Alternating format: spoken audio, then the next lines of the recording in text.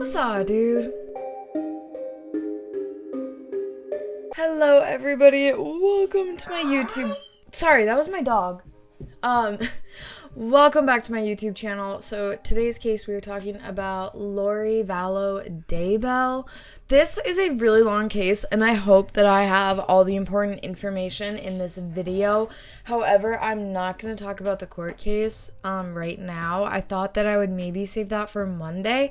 Let me know if you guys are interested in hearing about that, because there is so much information that has come out about this family and this situation. So if you guys want to know about that, definitely let me know if you are interested in seeing that for Monday, and then I'll put together a video about the court case. But that being said, trigger warning, this does involve children, so like I've said in other videos, if that's something that you don't want to see because it's triggering to you, definitely click off this video. But I won't go too in depth in it. It's not gory and gruesome, but I'm just saying, just in case, if that bothers you, even in the slightest, click off this video. But that being said, for those of you that do want to watch, this is a story about Charles Vallow Daybell. Let's get into it. Chad Guy Daybell was born August 11th, 1968 in Provo, Utah. He and Tammy Douglas married in Manti, Utah on March 9th, 1990. Chad graduated from Brigham Young University, BYU. It is a very Mormon college. It is kind of known for being the Ring by Spring school because a lot of the kids that attend this university are Mormon and they don't believe in premarital relations. So that's kind of why a lot of people suspect that so many of these young students are getting married by the spring semester of their freshman year. So that's just a little insight into kind of what the university is like. Very religious, very Mormon based. So he graduated in 92 with a bachelor's degree in journalism. He had a number of odd jobs, including working as a gravedigger even. In 2004, Chad founded Spring Creek Book Company, and he used his own company to publish his own books about the end of time / end of the world fiction work, as well as other religious books from other authors. So he was very interested in kind of apocalyptic type stuff, but what happens when the world ends, how is the world gonna end, kind of just things like that. Together, Tammy and Chad had 5 kids: Garth, Emma, Seth, Leah, and Mark. Tammy posted on her Facebook profile, as well as she reported to police that she had been shot at in the family's driveway by a masked man on October 9th, 2019. She believed that this man used a defective paintball marker. The county sheriff's office failed to find the perpetrator because they just didn't really have anything to go off of.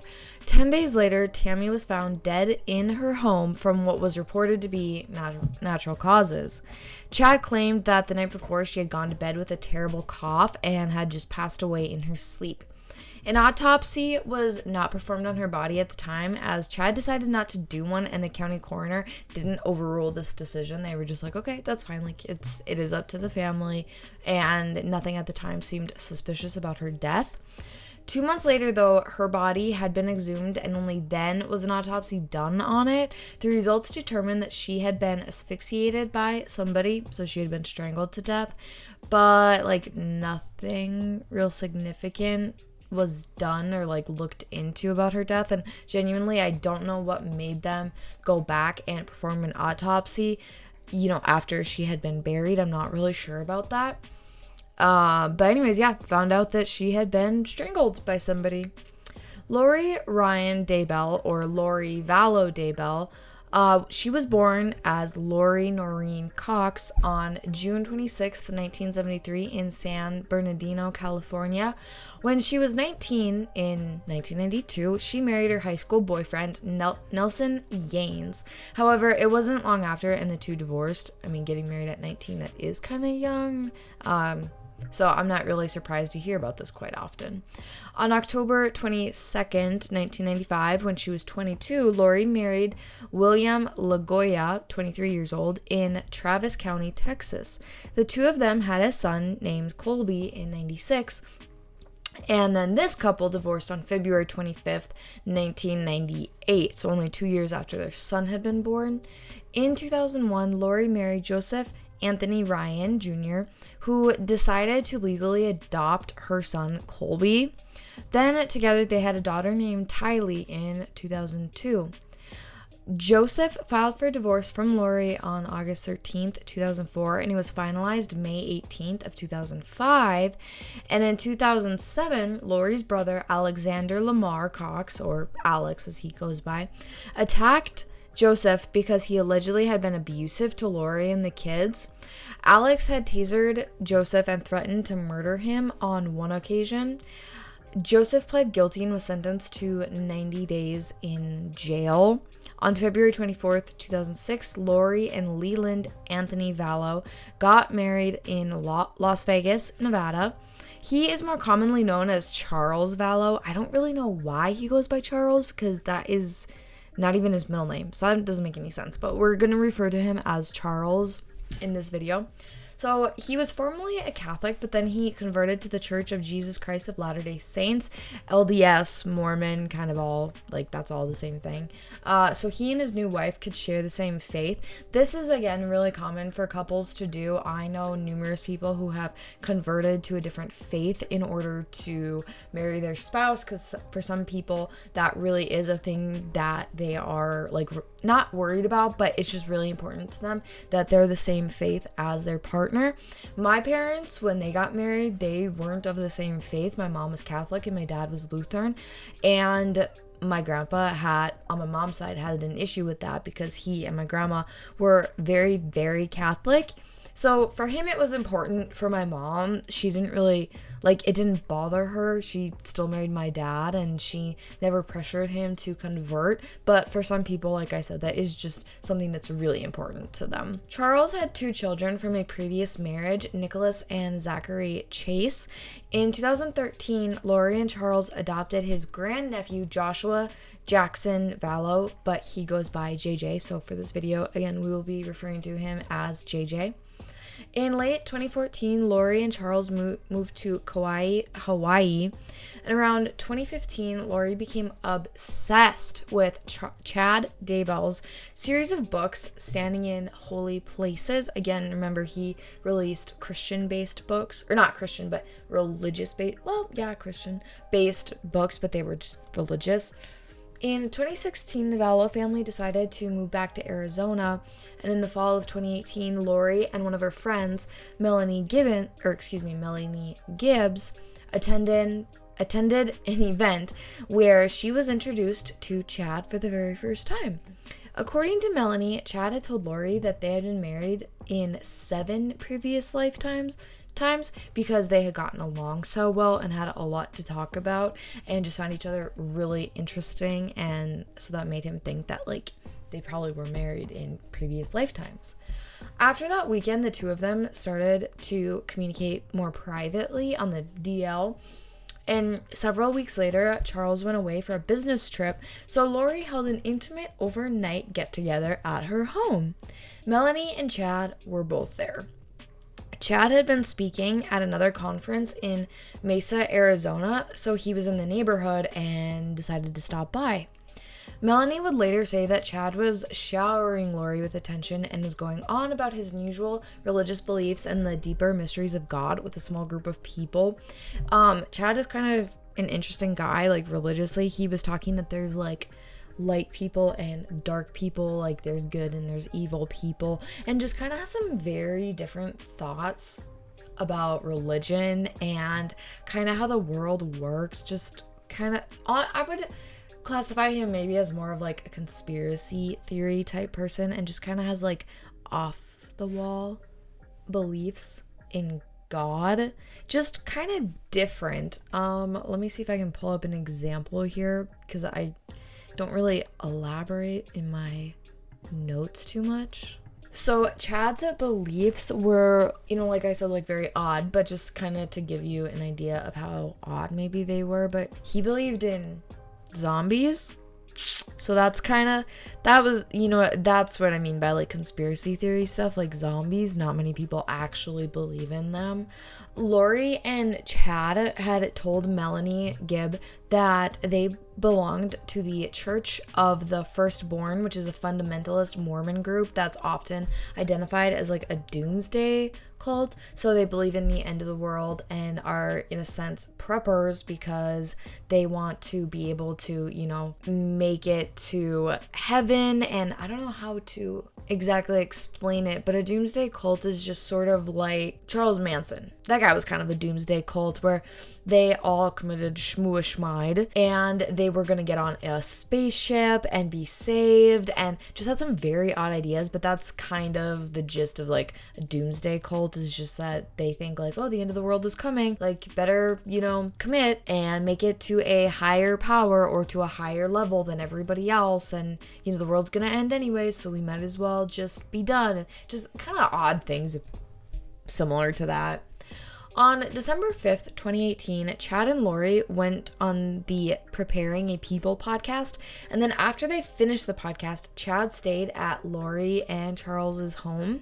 According to Charles, by February 2019, Lori was telling him that she no longer cared about him or JJ, and then went on to claim that she was the reincarnated wife of Joseph Smith. If you don't really know much about Mormonism, Joseph Smith was an American religious leader, and he was the founder of the Mormonism and the LDS movement, and he wrote a book that kind of like outlines the religion. And I don't want to say like he made it up, but like he did. He was the founder. He started the religion. So, I mean, he did make it up, But after making these claims, she disappeared for 58 days, and no one really knows like what necessarily happened in those days. And that same month, Charles filed for a divorce, claiming that she had threatened to murder him, took $35,000 from their joint bank accounts, and stole his pickup. Charles also filed a restraining order because he was genuinely scared for his life. Charles Vallow was shot and killed in Chandler, Arizona by Lori's brother, Alex, on July 11th, 2019. Alex claimed that he was acting in self-defense and that he wanted to go and confront Charles about allegedly abusing Lori. So we kind of see a pattern here. Charles Vallow struck him in the head with the bat, so he went to get his gun, according to Alexander. Police didn't look into the matter like any further. They didn't really do any investigating.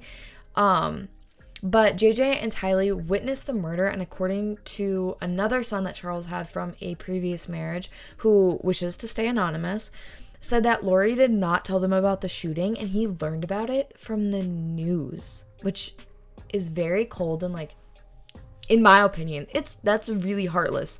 I mean, you should inform the family if you know that this happened. I don't know, that just like really bothers me.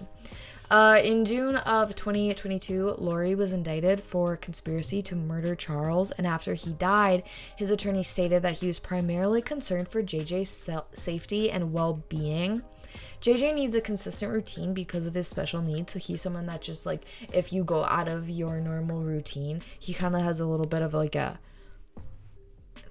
it gives him anxiety, and he might kind of panic and have a little bit of a breakdown. But some people are really set in their routines and they need that consistency in their lives, and JJ is just one of those people. It's not a bad thing, but it's just something that he needs.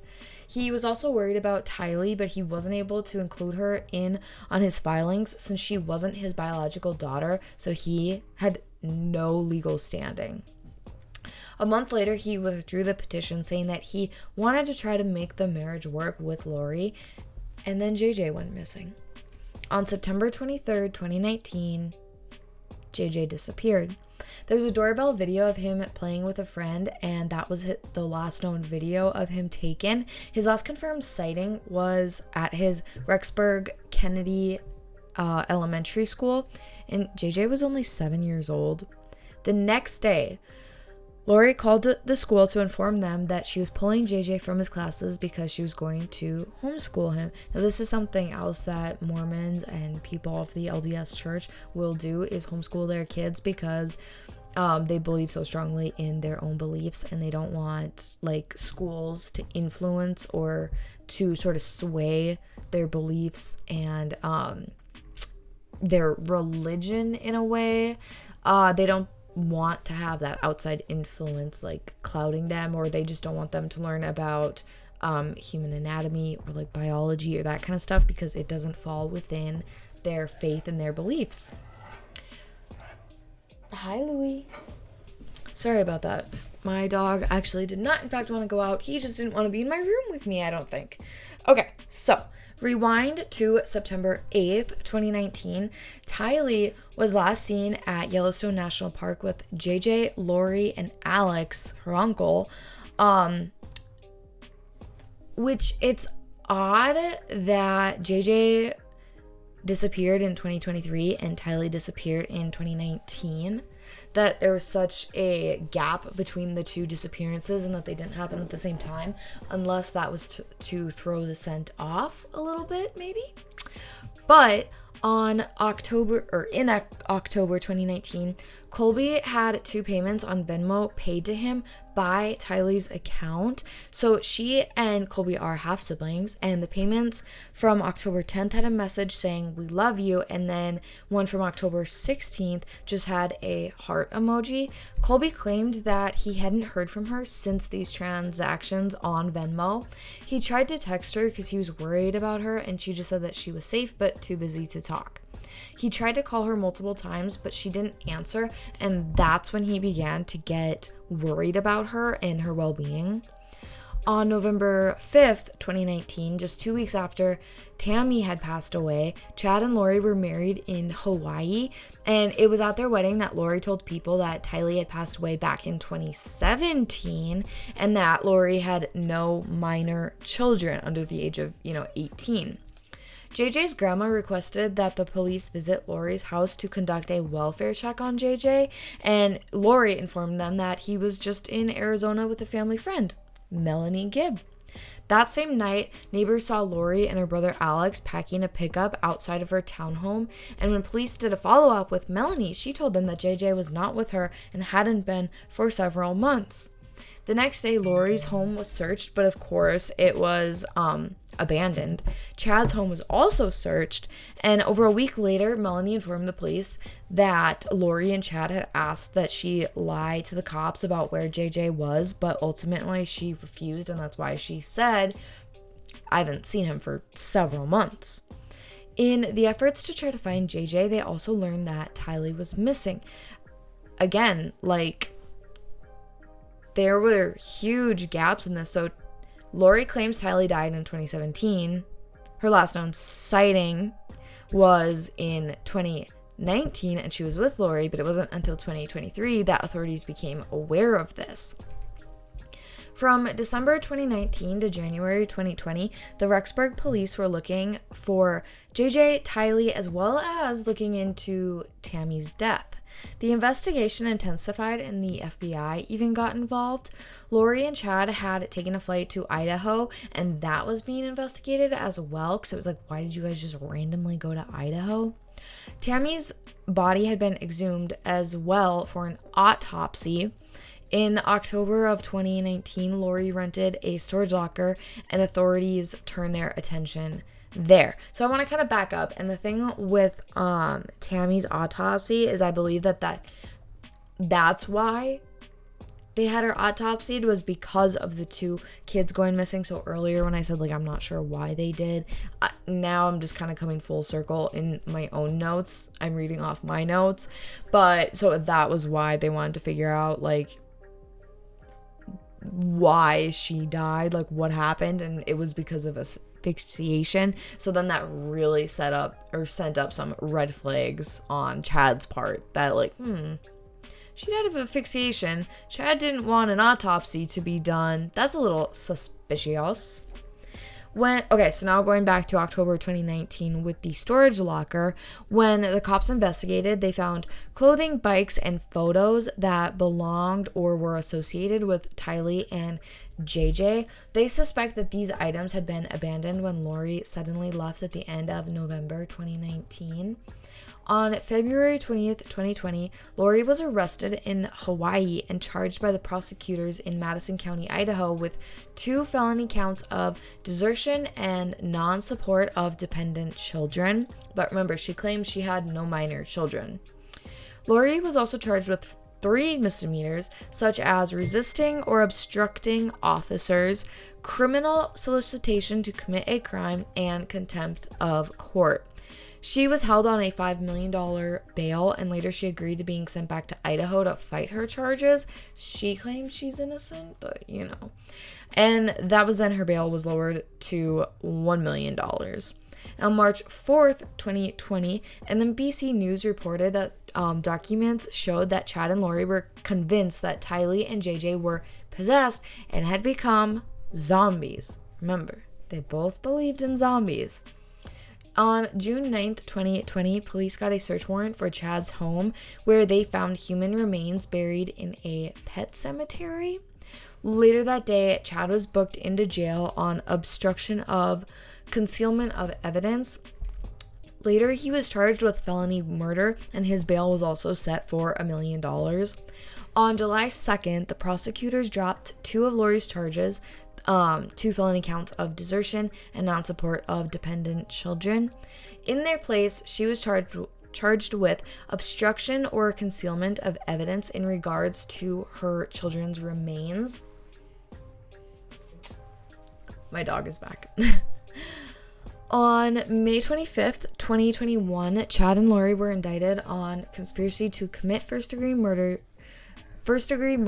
and grand theft by deception for Tylee, JJ, and Tammy's death. She was included in on this as well. Lori was charged with grand theft in relation to Social Security survivor benefits, over $1,000 allocated for the care of Tylee and JJ, who were minors, that was appropriated after the children were missing and ultimately found deceased. So remember, she was married before, and that's what these Social Security survivor benefits would have been from, was from her first husband dying. Chad was charged with insurance fraud related to a life insurance policy he had on Tammy Daybell, for which he was the beneficiary and received funds after her death. Lori had been found incompetent and unfit to stand trial on May 27th of 2021, and on June 10th, back in 2020, the Woodcock and Ryan families confirmed that human remains had been found on Chad's property, and they were confirmed to be Tylee's and JJ's. So now in court, they're just working to prove that Lori and Chad had in fact murdered Tylee and JJ. So that is what I have right now. I hope that this makes sense. I know it really bounces back and forth between years, but like I said, if you guys do want me to do a video on Monday about the court hearing that's going on now, because it has started, tons more information has come out, so I think that maybe that would help clear this up just a little bit more. I could do a little bit more of a deep dive into it, but I had wanted to do this case when it initially happened and started getting reported on. However, for some reason I didn't. I don't know if I just thought it was too confusing, or if at that point there wasn't enough information yet to have really any sort of a story. Like they thought Lori and Chad did it, but they couldn't be sure, or what the deal was. But this is a very complicated sort of case, I think, because there's so many things that play into it, and there's just a ton of information about it, which is great, but sometimes it can be hard to put that in a proper story format without jumping around too much and it not making a ton of sense. So like I said, I hope that this makes sense. I hope that you guys found it to be interesting, and let me know in the comments down below if you would like maybe a little bit more in-depth video on Monday about the court case. But that being said, I am done for the day. So thank you guys so much for watching, and if you enjoyed this video, please be sure to give it a thumbs up down below, and I will be back Monday with another true crime career video. Bye guys.